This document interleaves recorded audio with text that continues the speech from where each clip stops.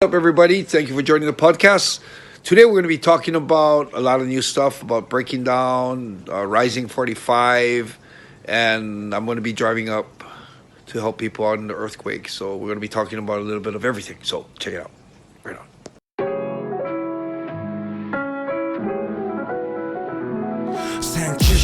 1978とある田舎町で生まれて移り住んだ新宿で育ちこの町で起きたこれまでの俺たちのここまでの生い立ちはほんのまた序の口試されたいちいち正してきた過ち騙し合いやからしないはスニッチの始まり放課後の登山所児童館にホームアローンそんな時間はほったらかして向かったとある場所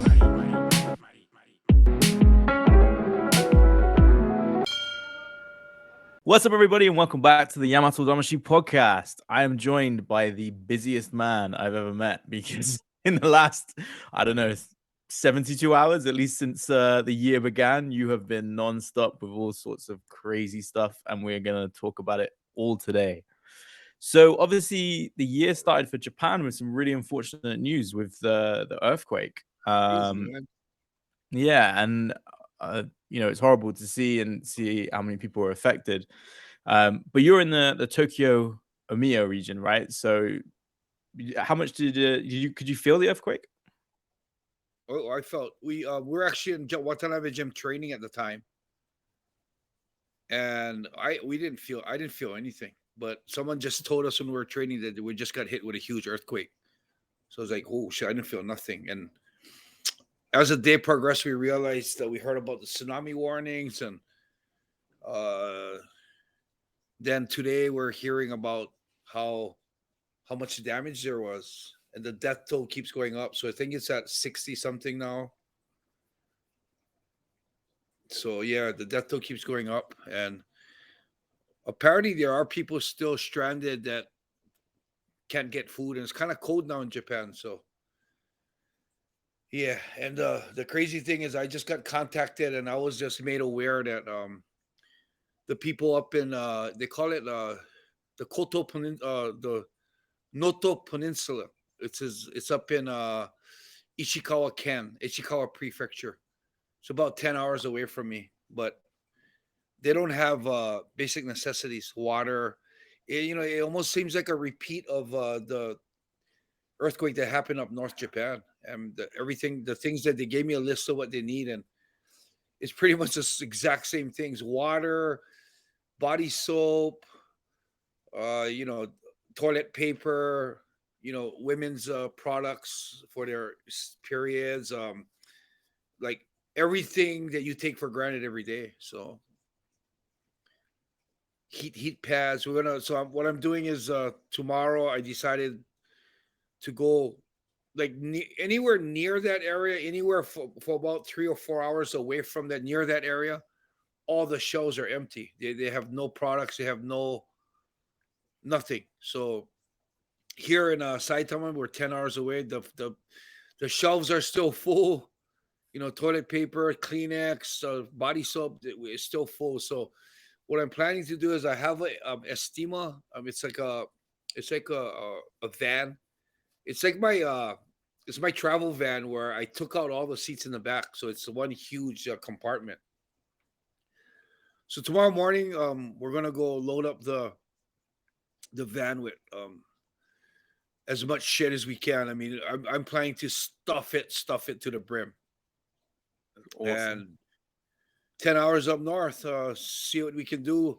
I'm not sure. I'm getting a lot of warnings now telling people that I'm going up there, telling me that there's a lot of danger yet. There's hundreds of aftershocks, still potential tsunami warnings, very unstable buildings, so don't go into buildings. So it's pretty much all the stuff that I've been through for the north. Yeah. So I'm pretty I understand that the navigation says 10-hour drive, but it could be 12 to 14 because of the roads. So yeah, going to be my 60-second mission. It's going to be a first time for these guys here, but continuance from the North Japan. And this is my 62nd time I'll be driving up to bring relief, and I don't know. We'll see. I'm gonna be ready to help with the cleaning. Or 3 days, I don't think we'll be finding bodies like we did in North Japan, but you got to be prepared for that too. So, well, we'll see what happens. Who are you bringing with you? Yeah, well, I wanted to bring Sarah with me, but because of the dog, she can't make it. So I just mentioned it to Koichi, and Koichi's down to. He's cleared his schedule for the next 2 days, and I'm just sent him a mail just now, just letting him know that it's not a safe thing. Just to let you know that um, it might be a little dangerous. So, are you okay with still going? And he has that decision. If not, I'm going up myself. Wow. That's awesome, man. I wish I could join you to help out because it's such a shame. But it's Yeah, great. If anyone's going to be good at doing this, right, you fucking live for it. Like, we did that podcast before, and it was just crazy hearing about how you literally went and did this. You packed up your car and you went up and you helped people, and it made a huge difference, right? And people were so, they never forgot that. So, for me, if I can help one person, I can make life a little easier for one person. If I can get one person to not contemplate suicide, that kind of stuff. I mean, it's all worth it, man. So yeah, because it's so sudden, right? Like the earthquake, it just happens and it just changes someone's life just like that. It's yeah, one of those things, man. A split second, Mm. your whole life is a whole different movement. Yeah, and there's nothing you can do about it either. So okay, well, that's a really admirable and amazing way to start your year. Oh, what- also, I want to put out that I don't really have that much funds in the Enson and Inoue Foundation, so this is pretty much going to be a mission out of my pocket. But if people can want to participate or be a part of helping, uh, you can Google Enson and Inoue Foundation. the link is in the description, and I'm gonna donate. So yeah, definitely, man. People check it out, see what you can give, because the more help we can get them, right, it'd be awesome. Yeah, I mean, so obviously you've got that going on, and there's an incident, right? There's a video, part of the famous Japanese breaking down show that we got to discuss. We got to talk RIZIN as well because that happened on New Year's Eve. Like I said, there's a lot going on. Let's start with breaking down. So to put it into context, because I imagine a lot of the international fans that watch this podcast, they don't really know much about breaking down and what it is because it's a very Japanese specific product, right? So I'll do my best to explain it, and then maybe you feel free to say if I'm on the right track because I've seen a little bit of it. So it's essentially, it was made by Mikuru Asakura, one of the famous Asakura brothers, along with his team of YouTubers. And essentially, the idea is, the way I think of it is, it's kind of like American Idol for fighting, but not with like MMA, like reputable MMA fighters. It's more, or initially it started with more sort of kind of street thugs, Yakuza, gangsters, people that wanted to sort of come in, get famous off the show. Because it is hugely famous, right? The video that you're in currently stands at 2.7 million views, which is higher than so much other content out there. It's crazy. But yeah, I mean, that's pretty much it in a nutshell, right? Am I missing anything? No, yeah, that's it. It's actually taken off more than anyone's ever expected. It's more popular than RIZIN itself. It's actually I just heard Mikuru actually making a little interview that he's kind of worried that it's actually taking over his YouTube. Really? Wow. It'll get more views and stuff he posts. So it's like Mikuru YouTube channels is getting overrun by breaking down. So he's trying to figure out how he's got to balance that because he wants his YouTube was his main thing, and he doesn't want breaking down to overwhelm it. So the breaking down thing is just damn. It's like Shoshi's a famous rising fighter, but I think because Koichi entered breaking down a couple of times, he's probably got more eyes on him. Wow, that's crazy. Yeah, that's insane. So, is it worth me playing the instant? I could share the screen like how we did in the last episode. Is it worth me sort of sharing it? Because normally with breaking down, they do add English subtitles, but they don't do it for probably like a week or 2 weeks sort of thing. So I've seen the incident, but I don't fully know the context, but I'm thinking maybe if people haven't seen it, maybe it's worth me quickly showing them. Yeah, Would you? that'd Yeah. be good. So let's just play it. I won't play too much of it, but hopefully this will give people an idea of what we're kind of talking about, because it's not every day you see Enson get rushed by someone. So. ああはいまあまあでも直せそうですかまあなんかプラダ持っていったらいけるみたいな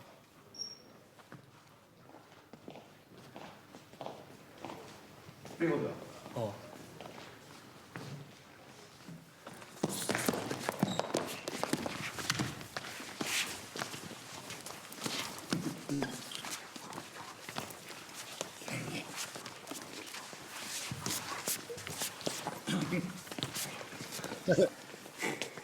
いいよ、仕切りやめて、仕切りやめて、仕切り、はい、仕切りやめて、仕切りどけ、仕切りどけ、仕切りどけ、仕切りどけ。落ち着いて。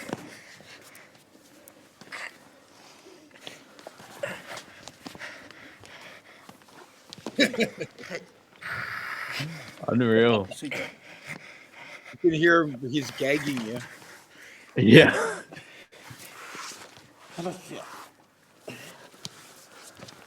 Pause it there. ちょっと Yeah.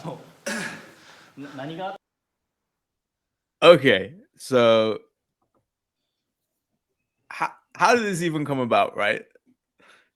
Well, there was this thing where this kid he's a real a little cocky kid, and he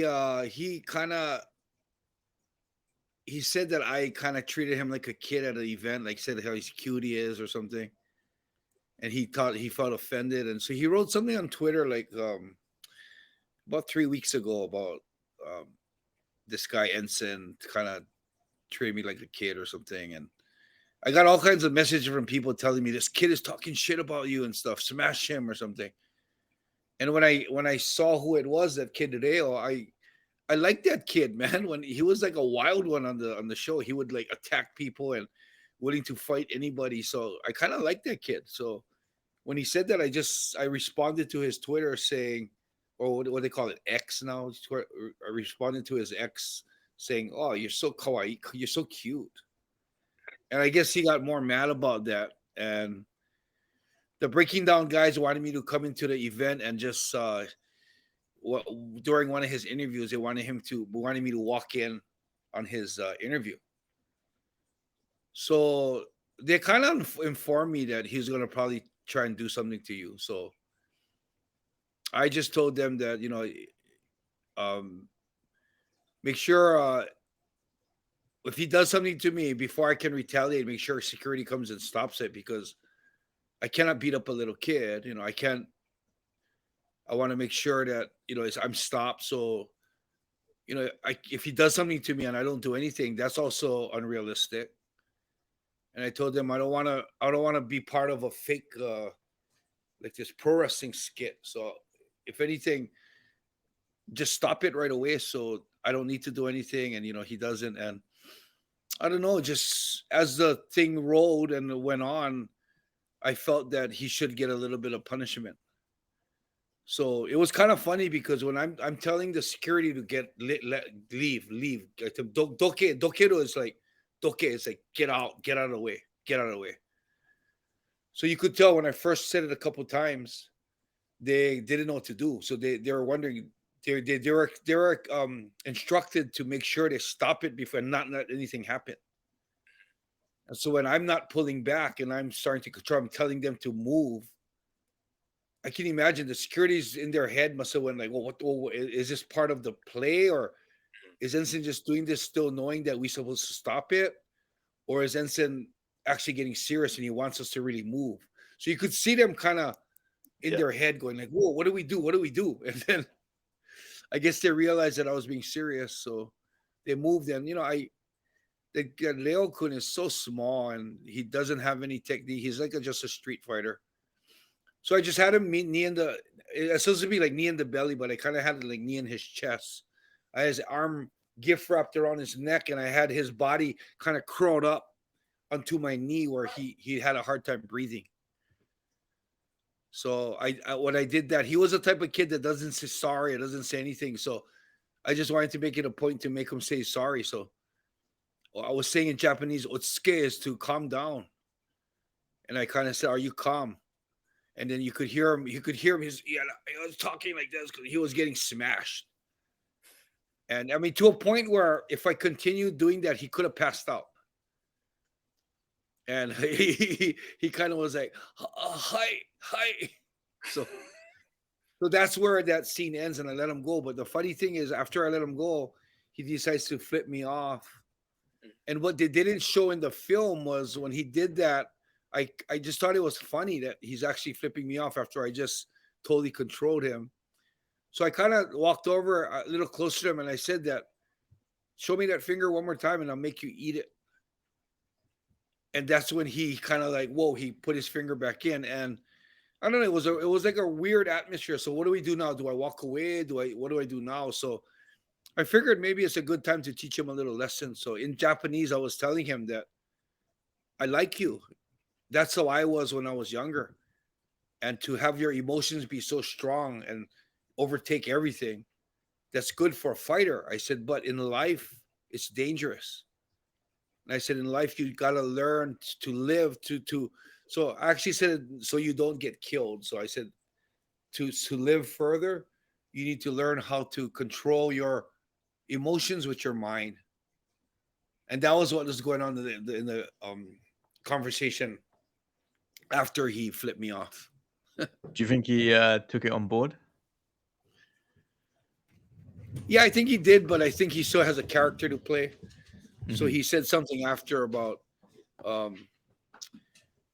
if I had 10 chances, I could beat him once. But I don't really think he believes that. No, I don't think so. Yeah, I don't think he believes. And I mean, if he does try and do something again, I'm just gonna get a little more severe on him and let him know that every time he tries something, it's gonna escalate a notch higher. Yeah. I saw someone on X put it perfectly. They said you big brothered him, which I thought was like, yeah, you pretty much did, right? You kind of just like neutralized whatever he could do. But yeah, definitely. I, and just to let you know, the reason why there's all this noise, the troops came in. Sorry, Jen, I'm trying to keep them quiet. It's all good. Got the troops in here joining the podcast. It's so funny.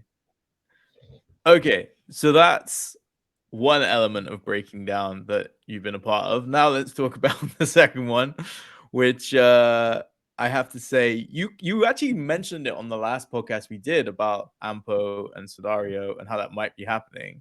Little did I think that this week I'd be seeing you facing off with Anpo. So again, through the powers of technology, let's just show people what we're talking about. So I've kind of skipped a bit, but this is the bit where you're essentially calling Tsuyoshi.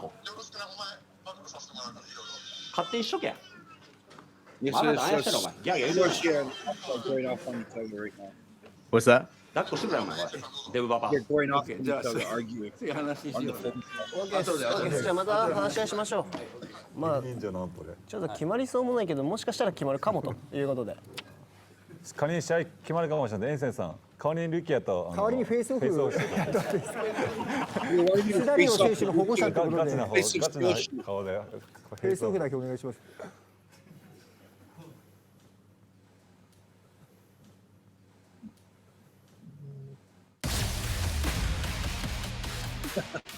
So weird how they try to make it if you just look at it, you think me and Rukia Ampo is going to fight. All right, talk about clickbait. That's it's a good clickbait, yeah. So, okay, where to start with this? So, Ampo and Sudario have had this beef on social media for quite a while. Yeah. How did it initially start? I think they initially started with Ampo when he first was fighting in RIZIN. He made a comment about how MMA fighters are boring, how they roll around on the ground. And he was fighting, I think, Pacquiao. So he was making like, the standing is more exciting, and I'll show you an exciting fight. And Tsuyoshi, Tsuyoshi has this knack of getting upset and writing shit to people. So he didn't like that Anpo was coming into the RIZIN ring, which is an MMA ring, and then disrespecting MMA. I didn't like it either, but I don't know if he's just playing that up to promote his fight, and it's hard to actually take those kind of things seriously. So yeah, I just let it go, and he kind of made a comment about, oh, you should respect MMA, and then Ampo went back at him, and I don't know how they got each other's phone numbers, but they ended up calling each other, and like pretty much calling each other out and telling each other they want to fight. And Ampo was smart because he did that knowing he was going to record the conversation, and he put the whole conversation online for everyone to see. So it kind of made Tsuyoshi look pretty bad. And he actually wants to fight Tsuyoshi on Breaking Down. And I was actually there at Breaking Down for Dale and for this other guy called Junin Nikki. So I was actually there for that. And when I just heard that Ampo was talking about Tsuyoshi, name kept coming on in his interview, I was there watching from the back, and I thought, oh, this might be a good chance to promote the fight. So I yelled out from the back saying, if Breaking Down pays enough money, Tsuyoshi will come. And they were like, whoa, whoa, whoa. So even the producer was going, oh, shit, we didn't expect you to say anything now, but come on. And then they asked me to call him. So I called Tsuyoshi, let him know that he's on speakerphone, let him know that everyone's here. And, they sort of negotiated. And looks like Mikudu was really interested. And Ampo was interested at the time. Tsuyoshi was interested. So there was a possibility at the time that it might happen. And up until today, I thought, yeah, there's a good chance it's going to happen. And I don't know what happened, but just saw on Twitter, Ampo was posting stuff like, I don't want to fight Tsuyoshi anymore. So What? I don't know if because Tsuyoshi lost, or he knows Tsuyoshi wants this fight now because now he lost in RIZIN, so he could really use this fight. Mm-hmm. But he's saying that he doesn't want to fight Tsuyoshi. So I don't know if that's I don't know if that's a play or that's for real, so I'm not going to even entertain it at all. And Tsuyoshi going off on screenshotting it and all. I mean, if you look at Tsushi's Instagram, he has it all screenshotted and all. Yeah, his stories do make me laugh on Instagram because it's usually him beefing with someone. I'm hitting the translate button and seeing what he's saying. Yeah. Because the way Breaking Down works, right? They have like the auditions, and then there's usually an event. Is there a date scheduled for the event? Okay, the last event that they had the auditions for, which doesn't include Ampo and Tsuyoshi, is going to be this February 18th. Okay. Yeah, I'm not sure. I think I'm probably going to be invited there. I don't know if as a guest or a commentator or what it is, but I think I'm going to be there, but I'm not sure. I haven't gotten an actual invitation or not. So actually, I might actually message the producer and ask them if they want me there, or they got to let me know because I can keep the date open. But I think it'll just be for the event of all the fights that they actually put together, which is there's some pretty exciting fights. But no, you don't think Ampo Tsuyoshi would be on that event? No, no. It's probably, I think usually when they have the events, they have it at right now. Breaking Down is getting so big; they're having it at like little arenas now. Yeah. So they have like seating tickets. I haven't actually been to one yet, but Saradam actually went to one last time I was in Hawaii. So it's a regular event. Yeah, it's a regular event with seats, a cage, everything. So I think February 18th or 18th, it's going to be like that. So I'm not sure. If not, I'll probably go as a guest to watch. I don't know if they want me to do any work or some help with the event, but we'll see. Is Koichi still doing Breaking Down as well, or is he done with that? He's a part of Breaking Down. He's actually going to probably be in the fighting and Breaking Down again, but right now he wants to move more towards real fighting. And I think his next one is February 23rd in Deep. It's an amateur Deep contest. March 23rd or 24th. in amateur deep. So he's moving up into a bigger level. Awesome. Glad he's making progress. Yeah, yeah. And should I ask about the third instant for breaking down, or do we need to wait for that to air? Or Well, yeah, you can talk about it because what I posted on my Instagram just the other day is one of the guys calling me old man. Like, I don't know who that old man is.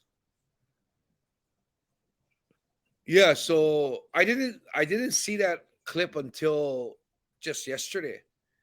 But I was wondering why they wanted me to come out in his he's called Suguru Nii, but they wanted me to come out in his thing and confront him. And yeah, I did. And it's going to be exciting to watch it, but all I can say about it is that it went way more severe than they wanted it to. really? It escalated way bigger than they actually planned. And what's so funny, because of the thing that happened at Rail, the security refused to come out. Shit. So if you look at the whole thing, there was no security. Was there any security? No, yeah. Was security there with Suguru Nii? Yeah. Well, they were. Yeah. Well, didn't get involved though. Didn't even get involved. Wow, I can't wait to see this. So got pretty physical. So that's all I'll say. Wow. Okay. Awesome. Wow, what a crazy couple of when was this occurring? Like a couple of weeks ago, sort of thing. This happened right after I got back from Hawaii. Wow. Okay. Now it's all coming out. But yeah, I see it made like Yahoo Sports, right? I know.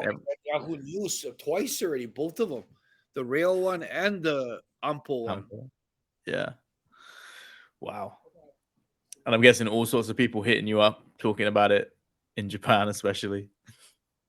Yeah, a lot of people hitting me up. A lot of people. It's funny because it's taking a movement where I think Breaking Down wanted to build up the Rail's character, but there's a lot of people that's getting offended and saying he's just too disrespectful of those two guys, the guy Suguru Nii and Rail. So, I mean, I didn't think that, but now the more people talk about it, I think it is kind of. I wonder if there's a way to have Breaking Down have me able to express my dissatisfaction with how disrespectful the fighters are to the legends or to the the more famous fighters. They should, if they're going to be a part of martial arts, honor is a part of the martial arts that they should learn. And if they're not going to display honor, it's only showing how much of a insufficient martial artist they are. So that's a part of something. I don't know. I'm thinking of either seeing if the producers can work something in like that, or I create something where that's emphasized. Yeah. You should be like, I mean, Breaking Down is based on kind of loads of people that you've been like associated with, right? So it is your world essentially. Like, so I know the older fighters would be freaking out. Like, what the fuck is this guy doing? Like, the one I posted in my Instagram about the three guys talking about me before I went and slapped Rail, or before I went and kind of had that little incident with Rail. The guy in the middle knew who I was. So I don't know, with the no subtitles, it's hard to tell what was going on. Yeah, but the guy in the middle was actually saying that don't get me involved. I'm not saying anything bad about Enson. You guys don't even know who you're talking about. Be careful. And the two guys in the end was the ones that were kind of going off saying, I don't know who he is. It looks like just a typical, like an old man. He's just an old man. Which is kind of true in that way. I am an old man. Yeah, but they definitely need to find Google. Like, I think it's funny because I know from like stories outside this podcast how tough you still are. So it's just quite funny to see that brought to the public that still at your age, there's still damage you can do. So like, I thought it was pretty cool. A lot of the comments of that YouTube video are saying stuff like, "Oh, Enson got really nice, really kind." Yeah. That's it, right? I've heard that I from think people. the whole overall movement of that whole thing was really good for me. Mm. It didn't look like I was picking on a little boy. It didn't look like I was being a punk. It kind of looked that I was really cool and that I kind of taught him a lesson. So far there's not really been much of a, like a response of people criticizing me or being angry. I haven't read one yet. So far it's all been really positive towards me. Good. Which is amazing in this day and age of social media. Yeah, right. Usually someone's got an opinion on something. So obviously on Sunday, New Year's Eve, we had RIZIN 45, a That pretty was an amazing event. The fights were unreal. I thought it was great. I thought it was one of the best shows of the year just because A, there were so many fights, and B, so many of them delivered. We had some really, really good action and a lot of it. I don't know how much you got to see of it. Obviously, you're backstage, you're with Tsuyoshi, and then after, given the event, I don't know how much you managed to catch of it. Should we start with Tsuyoshi's fight? Where's best to start? Anywhere you want, because I think I pretty much saw the fights. Oh wow. Okay, cool. Let's start with Tsuyoshi's fight just because a bit of a crazy loss. Just I was obviously picking Tsuyoshi because I felt like the experience. And I probably underestimated Ueda's knockout skills. Like I saw the K1 fight, I saw some his RIZIN fight and the Grachan stuff, but I just didn't expect him, especially when the head kick landed. But tell me your thoughts on the fight. Well, I still know that Tsuyoshi a much better fighter, and in any given night, I'd say even like out of 9 out of 10 times, Tsuyoshi will win. It's a matter of whether he wants to execute the proper game plan or not. It's almost like, for example, there's something real simple. Is Tsuyoshi has a machine gun, a bazooka, and a handgun and a knife to go into a street fight with somebody with just a knife. And he's so confident that he can take care of this guy without any weapons. He goes in without and leaves all his weapons back and goes in barefisted. Considering that, he did pretty good that he stayed in the range that Mikio wanted to be in. He was in the kicking range. When he got into his range, for some reason, he backed down and went back into Mikio, almost like he wanted to challenge Mikio in his range and his strengths. So considering that, I think Tsuyoshi did pretty good. But the fact that he had his own game plan was what really affected the whole event. I mean, I'm not here as a coach saying that it's not my fault. I'm not trying to put the blame on him, but it's pretty much what happened. It's got to be hard, right? Like when a fighter is so confident in one element of their skill set and they really feel like, yeah, I can knock this guy out. I'm going to knock him out.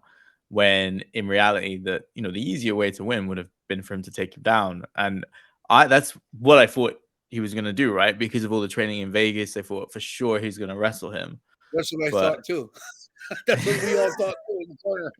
But so he did it once. He closed this and smashed him onto the ropes. There was equal damage on the knees on the ropes. He easily took him down. Yeah. And of course, Mikio got up, but he still landed knees. He put a lot of pressure on him, got him a little tired on that. And if that just happened over and over and over again, there would be a one time that he'd probably get Mikio flat on his back. And when he does that, the damage would be pretty much unrecoverable, I think. So, it's frustrating for us as coaches. The guys at Pohara Jiu-Jitsu that trained him, they did a good job. They sent me a message the next day apologizing or saying they're kind of bummed, but they did such a good job training him. If Tsuyoshi was able to just stick to the game plan, all the training that he got at Pohara Training Center would have come into play. Would have been it would have been a pretty smooth victory. So it's one of those.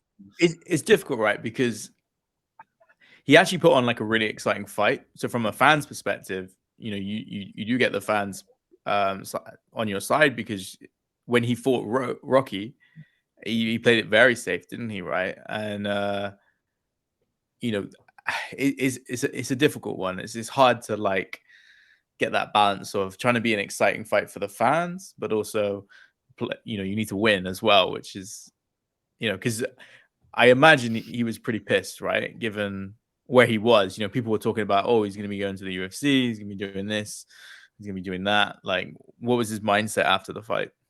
Well, I think it was more not just necessarily UFC. It was more that was like who's the best Japanese fighter, the best Japanese heavyweight, and that was kind of like the determining fight. Determined that. So although I still think it's not true, with Mikio is now considered probably the best Japanese heavyweight. So, you know, just the hard part about that is if he lost to somebody that was really borderline, probably the better fighter, I wouldn't have a problem with that. But Mikio's nowhere near Shoshi's level as far as MMA. You know, if you fight a karate fight or a kickboxing fight, yeah, it's a toss up. But MMA, no. MMA, there's no comparison. So that's what makes it really frustrating. Where does he go next? Because obviously there's this business with Anpo. Like, is RIZIN talking about another fight, or you might not be able to say? But well, my idea was go make some money on Anpo. He could probably get paid 3 to 4 times more than he gets paid in RIZIN to fight Anpo. But now Anpo doesn't want to fight him, so that might be out the window. I would think if Ampo's fight doesn't happen, then the next in line is, excuse me, I'm on a podcast right now, so please don't hit my computer. Okay, he's not going to listen. But yeah, so the next in line, I actually talked to the RIZIN matchmaker and kind of said, oh, okay, so what do we do from now? And he told me, yeah, probably you're going to have to fly in a foreign fighter for him to fight next fight. So that's another rough one because sometimes RIZIN will pull out some fighters that are like sleepers, not a big name, but tough as hell, you know? Yeah. Did you watch Yeah. RIZIN a long ago, like maybe how long, like 5-6 years ago when they first started? They had the Fedor Emelianenko's team and the Russian guys they brought, even like Jerry Posca was in it. Yeah. They had some freaking crazy tough guys that would actually do really good in the UFC, but they're unknown. So, yeah, and I'm thinking that actually might be, you know, Shoshi's next fights, guys like that. So Shoshi's got a tough road ahead of him. He's got to toughen up. He's got to, you know, bite down on his mouthpiece, and he's got to put in the time and put in the work. Yeah. To be fair, I saw him back in the gym. I think almost the next day or day after, he seemed like he was getting to it. So, good. So, other thoughts on some of the fights on this card? Amazing card. Let's talk Anpo to begin with because he had his MMA debut. What did you make of that? Well, I think Kubo fought the right fight. He took Anpo down, and Anpo apparently, you know, I think Anpo decided to fight MMA in the last minute. It would say within a week before the fight, so he actually had no time to prepare.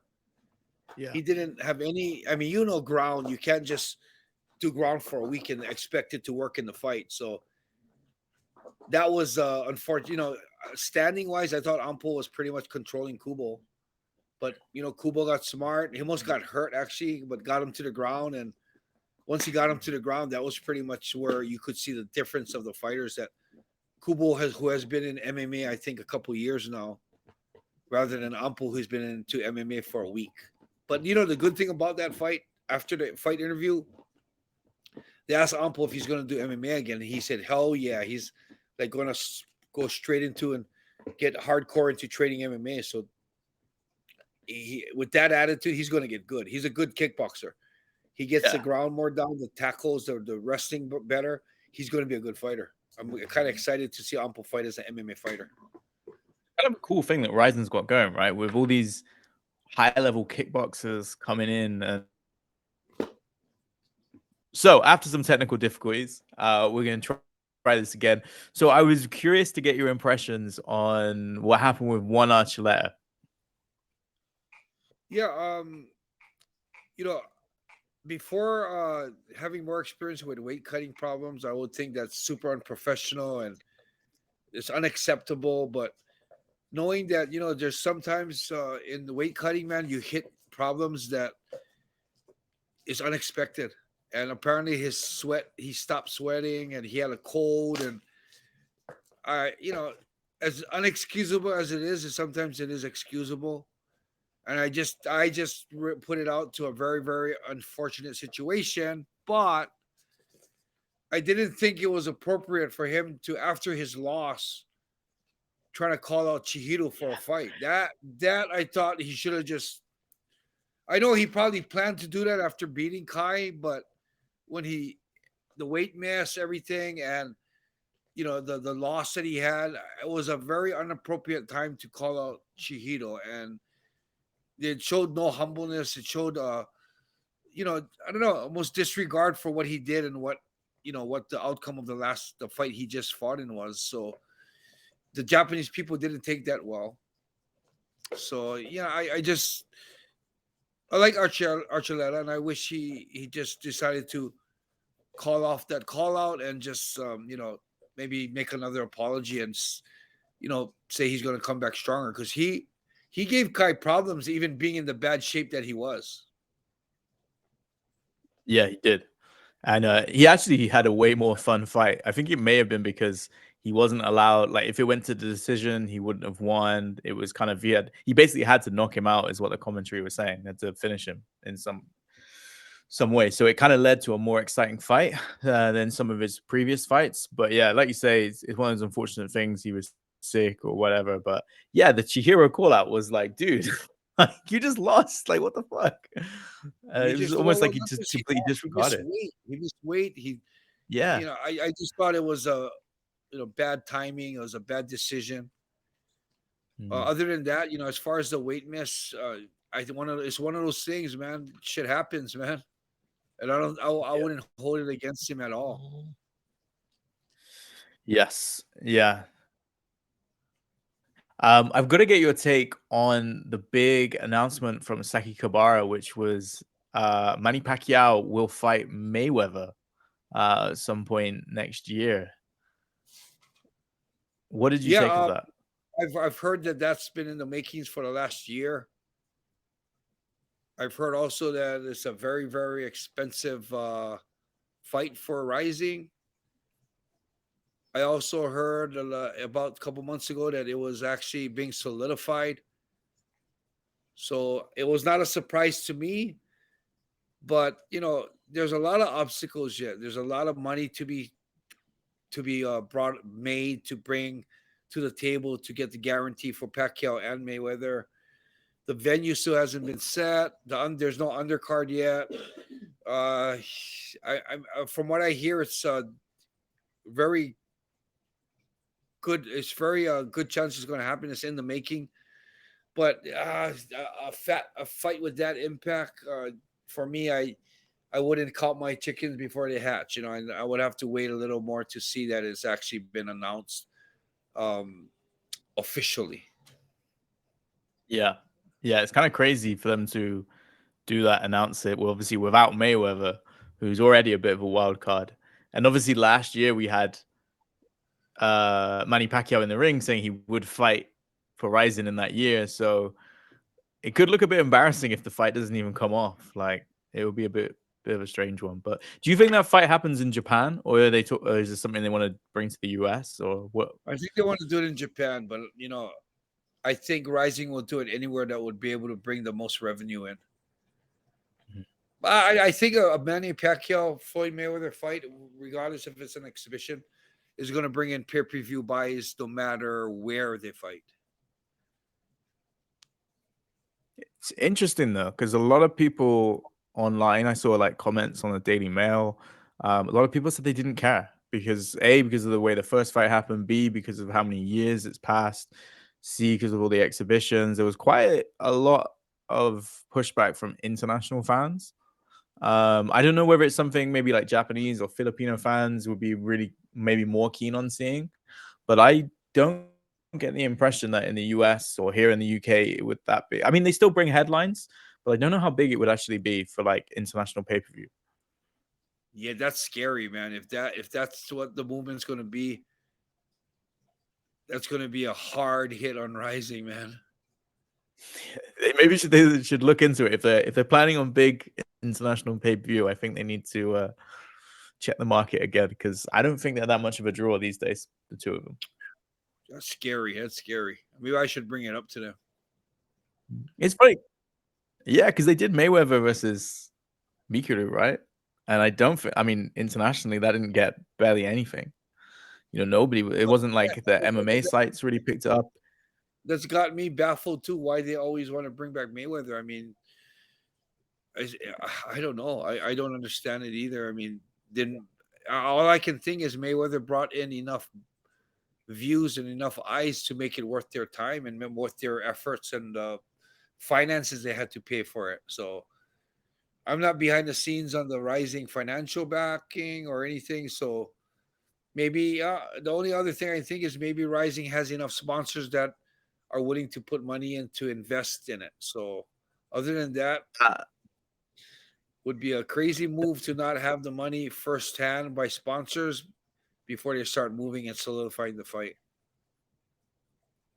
That was my outside take, that I was thinking that maybe this is more of like they've got some really good sponsors that want to see this fight and want to see it in Japan, and they want to have that legacy, because yeah, you know, it's not like they're the biggest, highest paying promotion, right? So it's still baffles me. But, so yeah, so that was a crazy announcement.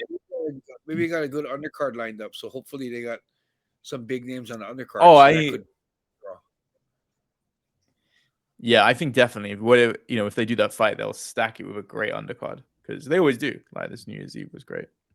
Well, one more, because I'm conscious of time and conscious of internet connection. But I did want to ask you about Suguru Nii.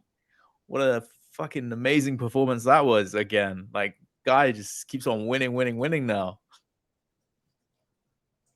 Yeah, it's just amazing. He's made a turnaround the last year or a year and a half, I think it was. Yeah, he just made a turnaround and just I think it's a lot of his confidence level, and he's been doing really well. You know, he accredits a lot to his Destiny Forever bracelet. He says that since he got the bracelet, he hasn't lost yet. And I hate to put a jinx on that, but that's cool to hear. But he swears on that. But I think it's more to credit that he's actually a really good technical fighter. His ground is amazing. So for him to be knocking out people standing, yeah, standing is not his forte. He's not a striker. Shock. Yeah, so for him to be starting to knock out people standing is a really, really exciting thing for him. Yeah. He I definitely I picked him because when Ren fought Dominator, he knocked him down quite a few times, and I just thought the way Nii has been knocking out these people, it's like knocking them unconscious, and then bam, he did the exact same thing to him, right? Just he's such an exciting fighter to watch at the moment, because you never know how his fights are going to end. Hands are really fast. They just look super powerful. But that was a big win for him. Anyone else? The biggest win he's ever had. Anyone else you want to quickly mention, or anyone else you're impressed with? Obviously, Ren versus Yarman was great. I thought that was awesome. Yeah, not really. Kai. I mean, I just Kai is such a class act.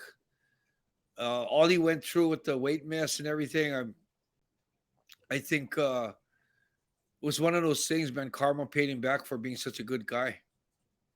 He had a good fight, and he beat a really game fighter. I mean, Archuleta had all the problems, but man, Archuleta is tough.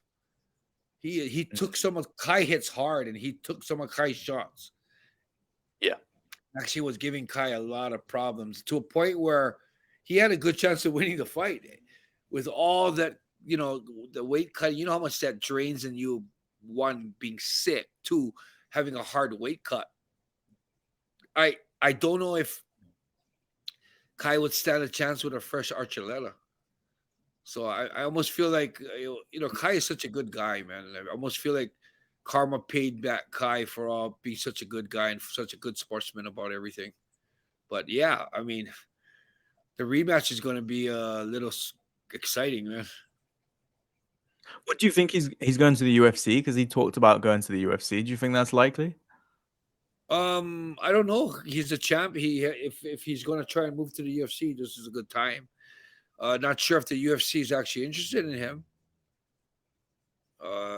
Maybe he's got to start in contenders. I'm not sure, but I'm sure there would be open door in contenders for him. So, well, you never know. I mean, that's kind of bummer for RIZIN because he's a big star in Japan. For him to move over to UFC would kind of be a bummer for RIZIN. So I kind of hope that Kai stays in RIZIN a little longer, helps the promotion. Get the MMA moving in Japan a little more, get a little more experience, and then move over. He still has a lot of time to move over later. Yeah, he should at least defend his belt at least once, right? Yeah, I think so. Hopefully he does. Cool.